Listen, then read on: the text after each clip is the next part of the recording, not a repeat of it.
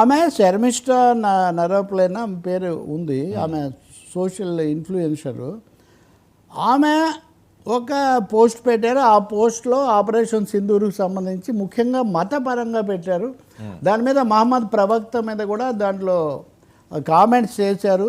దాని మీద ఒక నిరసన వచ్చింది. పోలీసులు ఆమెకు 196(1) సెక్షన్ కింద మతపరమైనవి కుల మత అంశాలు కొన్ని తీవ్రమైనవి కదా, ఆమె మీద విమర్శల తర్వాత అరెస్ట్ చేశారండి. అరెస్ట్ చేసి ఆమెమో ఆ పోస్ట్ కూడా తీసేశారు. సో అది తప్పనే ఆమె పోస్ట్ తీసేశారు, క్షమాపణ చెప్పారు.